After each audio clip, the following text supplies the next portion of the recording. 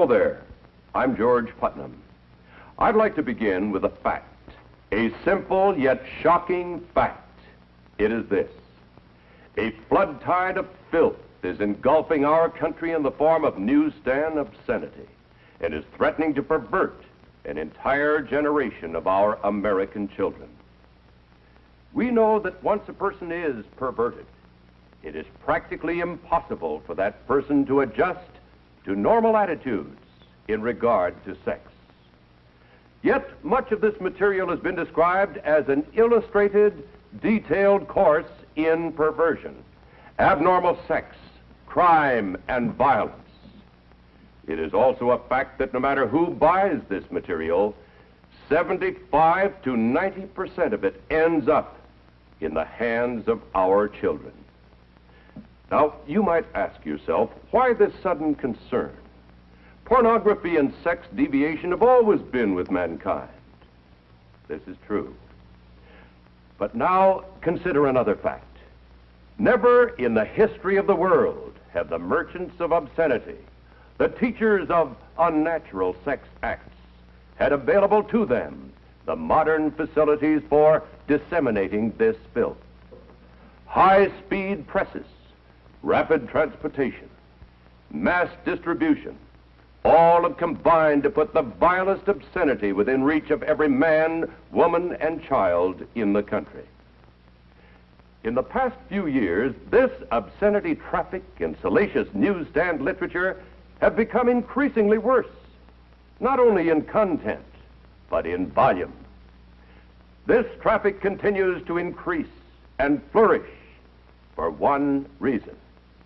It is big business, profitable business for the mercenary persons who produce it, and for its more than 800 distributors. The United States Supreme Court has described it as dirt for dirt's sake. We describe it as dirt for money's sake. Obscene literature is a $2 billion a year business. That's $2 billion. Through this material, today's youth can be stimulated to sexual activity for which he has no legitimate outlet. He is even enticed to enter the world of homosexuals, lesbians, sadists, masochists, and other sex deviants. The psychiatric terms for these unnatural sex acts are unknown to most decent adults in our country. But through this salacious material, these abnormalities are corrupting the minds and the hearts of our children. Perversion for profit. Here is the most vicious, the most insidious feature of these publications. They constantly portray abnormal sexual behavior as being normal. They glorify unnatural sex acts. They tell youngsters that it's smart, it's thrilling, it provides kicks to be a homosexual, a sadist, and every other kind of deviant. The Military Chaplains Association of the United States, practically every major fraternal, civic, and religious organization, the juvenile court judges, the Federal Bureau of Investigation, innumerable psychiatrists, sociologists, and psychologists attribute the moral decay among our people in very large part to the obscene and pornographic literature so prevalent in our society. This moral decay weakens our resistance to the onslaught of the communist masters of deceit. A major factor that makes youngsters prime targets for this printed filth is the natural curiosity of youth about the mysterious force of sex.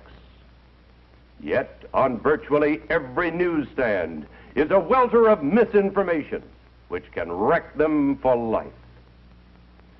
Well, at this point, my friends, I wish to make it clear that the obscenity I'm talking about and the examples that I'm about to show you were not bought on the sly from under the counter.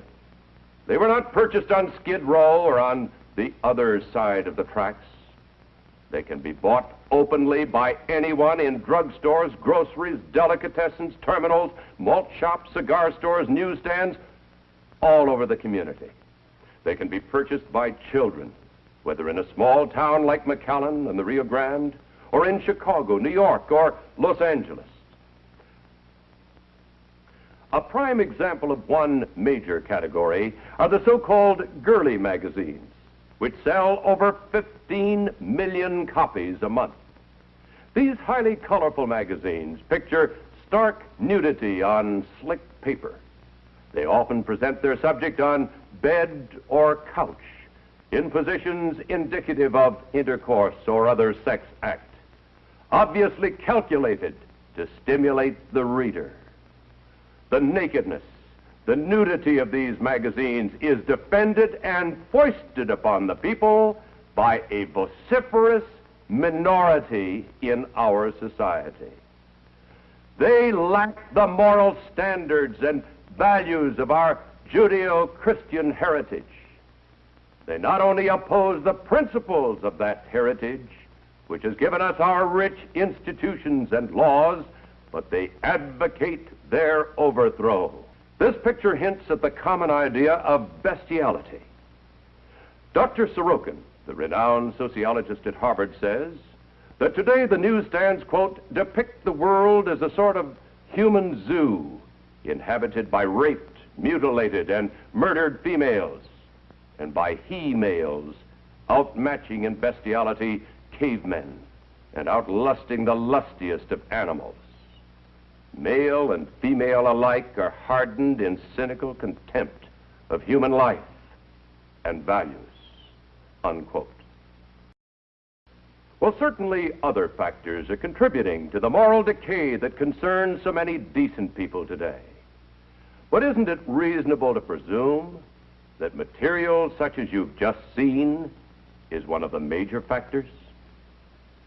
And it is important to realize that even if you knew that your own children would never, under any conditions, buy or read this material, if you knew this, and you can't know this, you must realize that they are constantly exposed to those who do read this material and who might be triggered into compulsive acts of sex violence. As I said before, the most insidious feature of these publications is that they glorify crime and ridicule law and authority. Vice is presented as fun. This warped idea of fun has contributed to the fact that 1 out of every 20 children born in the United States last year was illegitimate. The rate of illegitimacy has been steadily climbing, and the care of these children costs taxpayers $1 billion a year in government aid. This does not take into account the human misery or suffering that cannot be measured in dollars and cents. What these publications promote as fun has helped to increase the spread of venereal disease in this country. Reported syphilis has increased more than 300% in the last 5 years. The incidence of gonorrhea has been steadily rising. One segment of the increase occurs among the expanding homosexual population. But even more startling is the fact that the greatest increase in venereal disease is among children 10 to 18 years of age. The increasing crime rate also parallels the increase in obscenity. A vicious crime of violence, murder, forcible rape, or assault to kill is being committed every 3 minutes. The total cost of crime in human waste, misery, tax, and material loss is beyond calculation. Sex-mad magazines are helping to create criminals faster than we can build jails to house them. This $2 billion a year racket is challenging every mother and father in this country and everyone interested in the welfare of our children. The question is this: do you want your children stimulated and driven into an early, unstable marriage before they have had a chance to achieve the economic, educational and emotional stability necessary for family life? Do you want your son enticed into the world of homosexuals, or your daughter lured into lesbianism? Do you want either of them to discover how to get sexual gratification by inflicting pain on themselves or by torturing other people? Do you want them to lose all chance of a normal, happy married life? Our Constitution was written by men who put their trust in God and founded a government based on His laws.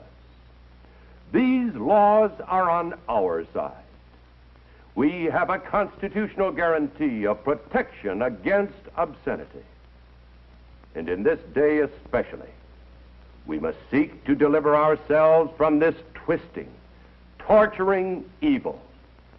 We must save our nation from decay and deliver our children from the horrors of perversion. We must make our land, the land of the free, a safe home. Oh God, deliver us, Americans, from evil.